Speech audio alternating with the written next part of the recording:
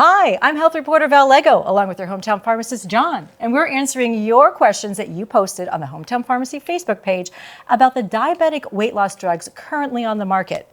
Now, these drugs do require a prescription from your doctor, but they are proving to have good results with those who are taking them, leading to weight loss of 10 or more pounds. And that's what has these drugs in the headlines right now. So, Jon, let's get to our first question. How do these drugs work in the body regarding weight loss? Well, essentially, they were designed as diabetes medications. GLP-1 stands for glucagon-like peptide, and it helps your body release more insulin after a meal. What they've found is that in the process of supplementing this GLP, we're finding that patients actually have a less appetite. Lesser of an appetite leads to less calorie consumption, leads to weight loss. Now, there are several of them on the market. There's Ozempic, there's Wegovy, and there's Mounjaro. Is there a difference between all of them? They're all in the same category. There may be slight differences. I think the main difference that most folks are looking at is how much do they reduce overall blood sugar for diabetes patients. And then right now, the main interest is how much weight loss are patients experiencing when they take them. And I know it's very new and obviously very popular, but do we know how long-lasting these effects are? Long-lasting, as long as you're taking it. We do know that the appetite suppression is experienced, but again, how long of a course is needed is really up to the patient and the doctor. For diabetes patients, a lot of them stay on these long-term. For the weight loss participants, I think some of them are taking them 6 to 12 months, and I'm not really sure beyond that yet. Are there any side effects that you should be concerned about? The side effects are fairly classic. Nausea, upset stomach. These sorts of reactions are essentially your stomach adjusting to a new peptide or a hormone like this being introduced. I think it's almost serendipitous that side effect may be what's leading to people just not being as hungry as they otherwise would have been. Right, because it's hard to eat when you feel nauseous, right?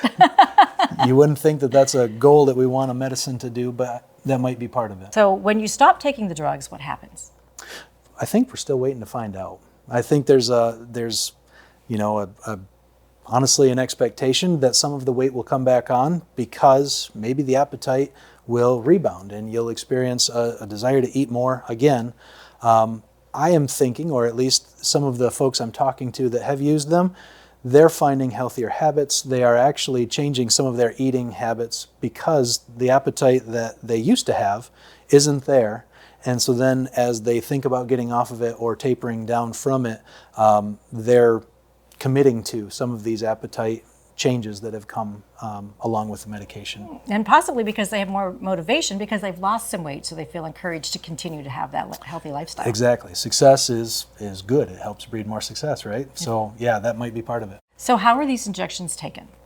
Most of them are by injection into your abdomen, thigh, back of the arm. It's a sub-Q or subcutaneous, which just means under the skin.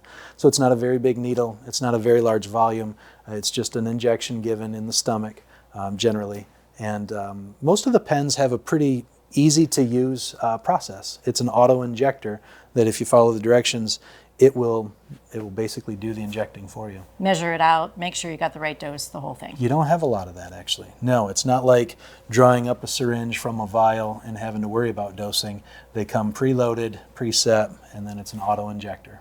And how much weight loss can someone expect to lose once they get on these drugs?